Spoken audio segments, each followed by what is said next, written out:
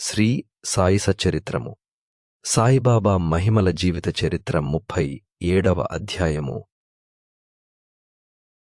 చావడి ఉత్సవము. హేమాడ్ పంతు ఈ అధ్యాయములో కొన్ని వేదాంత విషయములు ప్రస్తావించిన పిమ్మట చావడి ఉత్సవము గూర్చి వర్ణించుచున్నాడు. తొలి పలుకు: శ్రీ సాయి జీవితము మిగుల పావనమైనది. వారి నిత్యకృత్యములు ధన్యములు. వారి పద్ధతులు చర్యలు వర్ణింపనలవి కానివి. కొన్ని సమయములందు వారు బ్రహ్మానందముతో మైమరచెడివారు. పరీక్ష సమయములం దాత్యజ్ఞానముతో తృప్తి పొందెడివారు. ఒక్కొక్కప్పుడన్ని పనులను నెరవేర్చుచు ఎట్టి సంబంధము లేనట్లుండెడివారు. ఒక్కొక్కప్పుడు డేమియు చేయనట్లు గన్పించినప్పటికిని వారు సోమరిగా గాని నిద్రితులుగా గాని కనిపించెడు వారు కారు. వారు ఎల్లప్పుడూ ఆత్మానుసంధానము చేసేవారు. వారు సముద్రము వలె శాంతముతో తొనకక యుండినట్లు గనిపించినను వారి గాంభీర్యము లోతు కనుగొనరానివి. వర్ణనాతీతమైన వారి నైజము వర్ణింపగలవారెవ్వరు. పురుషులను అన్నదమ్ముల వలె, స్త్రీల నక్క చెల్లెండ్రవలె, తల్లుల వలె చూచుకునేడివారు. వారి శాశ్వతాస్ఖలిత బ్రహ్మచర్యము అందరెరిగినదే. వారి సాంగత్యమున మనకు కలిగిన జ్ఞానము మనము మరణించు వరకు నిలుచుగాక. ఎల్లప్పుడూ హృదయపూర్వకమగు భక్తితో వారి పాదములకు సేవ చేసేదముగాక. వారిని జీవకోటియందు జూచెదముగాక. వారి నామము నెల్లప్పుడు ప్రేమించెదముగాక. వేదాంత సంబంధమైన దీర్ఘపన్యాసము చేసిన పిమ్మట హేమాడ్ పంతు చావడి యుత్సవమును వర్ణించుటకు చావడి యుత్సవము. బాబా శయనశాలను ఇదివరకే వర్ణించితిని. వారు ఒకనాడు మసీదులోనూ ఇంకొకనాడు చావడిలోనూ నిద్రించుచుండెరి. మసీదుకు దగ్గరగానే చావడి 2 గదులతో నుండేది. బాబా మహాసమాధి చెందు వరకు ఒకరోజు మసీదులో, ఇంకొక రోజు చావడిలో నిద్రించుచుండెరి. 1909 డిసెంబరు 10 తేదీ నుండి చావడిలో భక్తులు పూజాహారతులు జరుపుకున్నారు. వారి కటాక్షముచే దీనినే ఇప్పుడు వర్ణింతుము. చావడిలో నిద్రించు సమయము రాగా భక్తులు మసీదులలో గుమిగూడి కొంతసేపు మండపములో భజన చేసేవారు. భజన బృందము వెనుక రథము, కుడివైపు తులసీ బృందావనమును, ముందర బాబా, వీని మధ్య భజన జరుగుచుండెను. భజనయందు ప్రీతిగల పురుషులు స్త్రీలు సరియైన కాలమునకు వచ్చుచుండరి. కొందరు తాళములు, చిరితలు, మృదంగము, కంజిర, మద్దెలు పట్టుకుని భజన చేయుచుండెడివారు. సూదంటురాయివలే సాయిబాబా భక్తులందర్నీ తమ వద్దకు ఈడ్చుకునెడివారు. బయట బహిరంగ స్థలములో కొందరు దివిటీలు సరిచేయుచుండెరి. కొందరు పల్లకి నలంకరించుచుండెరి. కొందరు బెత్తములను చేతధరించి శ్రీసాయినాథ మహారాజ్ కీ జై అని కేకలు వేయుచుండెరి. మసీదు మూలలు తోరణములతో నలంకరించుచుండెరి. మసీదు చుట్టూ దీపముల వరుసలు కాంతిని వెదజల్లుచుండెను. బాబా గుర్రము శ్యామకర్ణ సజ్జితమై బయట నిలుచుచుండెను. అప్పుడు తాత్యాపాటీలు కొంతమందిని వెంటబెట్టుకుని వచ్చి బాబానుగా నుండుమని చెప్పేవాడు. బాబా నిశ్చలముగా కూర్చునిడివారు. తాత్యాపాటీలొచ్చి బాబా చంకలో చేయివేసి లేవనెత్తుచుండెను. తాత్యా బాబాను మామా అని పిలిచిడివారు. నిజముగా వారి బాంధవ్యము మిక్కిలి సన్నిహితమైనది.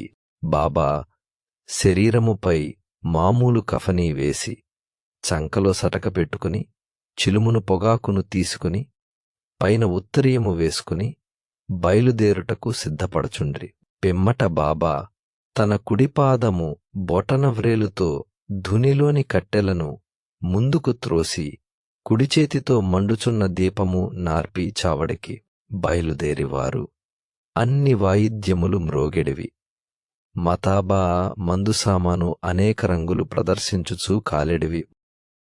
పురుషులు స్త్రీలు బాబానామము పాడుచు మృదంగము వీణ సహాయముతో భజన చేయుచు ఉత్సవములో నడుచుచుండెరి. కొందరు సంతసముతో నాట్యమాడుచుండెరి. కొందరు జెండాలను చేతబట్టుకొనుచుండెరి. బాబా మసీదు మెట్లపైకి రాగా భార్తలు శ్రీ సాయినాథ్ మహారాజ్ కీ జై అని కేకలు పెట్టుచుండిరి. బాబా కిరుప్రక్కల చామరములు మొదలగునవి పట్టుకొని విసరుచుండరి. మార్గమంతయు అడుగులకు మడుగులు పరచెడువారు, వానిపై బాబా భక్తుల కేకలతో నడచెడువారు. తాత్యా ఎడమచేతిని, మహాస్సాపతి కుడిచేతిని, బావుసాహెబు జోగ్ శిరస్సుపై ఛత్రమును పట్టుకునెడివారు. ఈ ప్రకారముగా బాబా చావడికి పైన మగుచుండెను. బాగుగాను పూర్తిగా నలంకరించిన ఎర్ర గుర్రము శ్యామకర్ణదారి తీయుచుండెను. దాని వెనుక పాడెడువారు, భజన చెయ్యువారు, వాయిద్యముల మ్రోగించువారు, భక్తుల సమూహముండెడిది. హరినామస్మరణతోనూ బాబా నామస్మరణతోనూ ఆకాశము బద్దలగునటుల మారుమ్రోగుచుండెను. ఈ మాదిరిగా శోభాయాత్ర మసీదు మూల చేరుసరికి ఉత్సవములో పాల్గొను వారందరూ ఆనందించుచుండరి. ఈ మూలకు వచ్చుసరికి బాబా చావడి వైపు ముఖము పెట్టి నిలిచి యొక్క విచిత్రమైన ప్రకాశముతో వెలిగెడివారు. వారి ముఖము ఉదయసంధ్యవలే లేదా బాలభానుని వలె ప్రకాశించుచుండెను. అచట బాబా ఉత్తరము వైపు ముఖము పెట్టి కేంద్రీకరించిన మనస్సుతో నిలచెడివారు. వారెవరినో పిలుచున్నట్లు కనిపించెడిది. సమస్త వాయిద్యములు మ్రోగుచున్నప్పుడు బాబా తన కుడిచేతిని క్రిందకు మీదకు ఆడించెడివారు. అట్టి సమయమున కాకాసాహెబు దీక్షిత్ ముందుకు వచ్చి యొక్క వెండి పళ్ళెములో పువ్వులు గులాల్ పొడిని తీసుకుని బాబాపై పెక్కుసార్లు చల్లుచుండెను. అట్టి సమయమందు సంగీత వాయిద్యములు వాని శక్తి కొలది ధ్వనించుచుండెను. బాబా ముఖము స్థిరమైన ద్విగుణీకృత ప్రకాశముతోనూ సౌందర్యముతోడను వెలుగుచుండెను. అందరూ ఈ ప్రకాశమును మనసారా గ్రోలుచుండెరి. ఆ దృశ్యమును, ఆ శోభను వర్ణించుటకు మాటలు చాలవు. ఒక్కొక్కప్పుడు దానందమును భరించలేక మహల్సాపతి దేవత ఆవేశించిన వానివలె నృత్యము చేయువాడు. కాని బాబా యొక్క ధ్యానమేమాత్రము చెదరకయుండెడిది. చేతిలో లాంతరు పట్టుకుని తాత్యాపాటిలు బాబాకు ఎడమ ప్రక్క నడచుచుండెను. భక్త మహాల్సాపతి కుడివైపు నడచుచు బాబా సెల్లాయంచును పట్టుకునెను. ఆ యుత్సవమెంతో రమణీయముగా నుండెడిది. వారి భక్తి చెప్పనలవి కానిది. ఈ పల్లకి యుత్సవమును చూచుటకు పురుషులు, స్త్రీలు, ధనికులు, పేదవారు గుమిగూడుచుండెరి. బాబా నెమ్మదిగా నడచుచుండెను. ప్రేమ భక్తులతో భక్తమండలి బాబా కిరుప్రక్కల నడుచు చుండెడివారు. వాతావరణమంతయు ఆనందపూర్ణమై యుండగ శోభాయాత్ర చావడి చేరుచుండెను. ఆ దృశ్యము, ఆ కాలము గడచిపోయినవి. ప్రస్తుతముగాని ఇకముందుగాని ఆ దృశ్యమును గానలేము. అయినను ఆ దృశ్యమును జ్ఞప్తికి తెచ్చుకొని భావన చేసినచో మనస్సుకు శాంతి, తృప్తి కలుగును. చావడి బాగుగా నలంకరించుచుండెరి.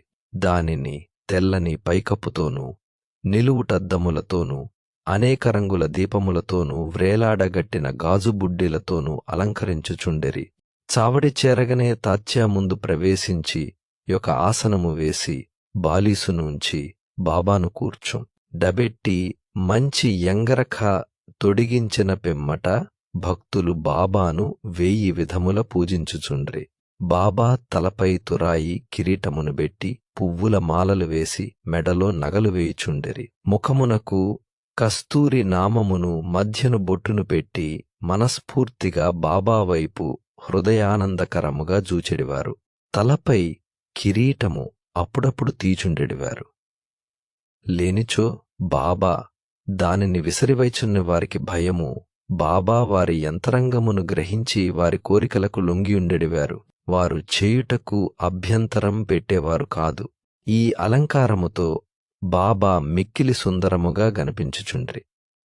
నానాసాహెబు నిమోన్ కర్గి ఉన తిరుగు కుచ్చుల ఛత్రములు పట్టుకొనుచుండెను. బాపూసాహెబు జోగ్ యొక్క వెండి పళ్ళెములో బాబా పాదములు కడిగి యర్ఘ్యపాద్యములర్పించి చేతులకు గంధము పూసి తాంబూలమునిచ్చుచుండెను. బాబా గద్దెపై కూర్చొనియుండగా తాత్య మొదలగు భక్తులు వారి పాదములకు నమస్కరించుచుండిరి. బాలీసుపై అనుకుని బాబా కూర్చుని యుండగా భక్తులు ఇరువైపుల చామరములతోనూ విసనకర్రలతోనూ విసరుచుండిరి. అప్పుడు శ్యామా చిలుమును తయారుచేసి తాత్యాకు ఇవ్వగా నతడొక పీల్చు పీల్చి బాబాకిచ్చుచుండెను. బాబా పీల్చిన పిమ్మట భక్త మహాల్సాకు ఇచ్చెడువారు. తదుపరి ఇతరులకు లభించుచుండెను. జడమగు చిలుము ధన్యమైనది. మొట్టమొదట అది అనేక తప పరీక్షల కాగవలసొచ్చింది. కుమ్మరులు దానిని త్రొక్కుట, ఎండలో ఆరబెట్టుట, నిప్పులో కాల్చుట, నిద్రించుట సహించి తుదకు అది బాబా ముద్దుకు హస్తస్పర్శకు నోచుకొన్నది. ఆ యుత్సవము పూర్తి అయిన పిమ్మట భక్తులు పూలదండలను బాబా మెడలో వేసేవారు. వాసన చూచుటకు పువ్వుల గుత్తులను చేతికిచ్చేవారు. బాబా నిర్వ్యామోహము, అభిమానరాహిత్యముల కవతారమగుటచేత ఆ అలంకరణములను గాని మర్యాదలను గాని లెక్కపెట్టేవారు. భక్తలందుగల అనురాగముచే వారి సంతుష్టి కొరకు వారి ఇష్టానుసారము చేయుటకు ఒప్పుకొనుచుండరి. ఆఖరుకు బాపూసాహెబ్ జోగ్ సర్వలాంఛనములతో హారతినిచ్చువాడు. హారతి సమయమున బాజాభజంత్రి, మేళతాళములు స్వేచ్ఛగా వాయించువారు. హారతి ముగిసిన పిమ్మట భక్తులు ఆశీర్వాదమును పొంది బాబాకు నమస్కరించి ఒకరి తరువాత నొకరు తమ తమ ఇండ్లకు బోవుచుండిరి. చిలుము, అత్తరు, పన్నీరు సమర్పించిన పిమ్మట తాత్య ఇంటికి పోవుటకు లేవగా బాబా ప్రేమతో నాతనితో నిట్లనెను, నన్ను కాపాడము. నీకిష్టమున్నచ్చో వెళ్ళుము గాని రాత్రి ఒకసారి వచ్చి నా గూర్చి కనుగొనుచుండుము. అట్లనే చేయుదుననుచు తాత్య చావడి విడచి గృహమునకు పోవుచుండెను. బాబా తన పరుపును తానే అమర్చుకొనువారు. 50, 60 దుప్పట్లను ఒకదానిపై నింకొకటి వేసి దానిపై నిద్రించేవారు. మనము కూడా ఇప్పుడు విశ్రమించదము. ఈ అధ్యాయమును ముగించక ముందు భక్తులకొక మనవి. ప్రతిరోజు రాత్రి నిద్రించుటకు ముందు సాయిబాబాను, వారి చావడి యుత్సవమును జ్ఞప్తికి తెచ్చుకొనవలెను. 37వ అధ్యాయము సంపూర్ణము.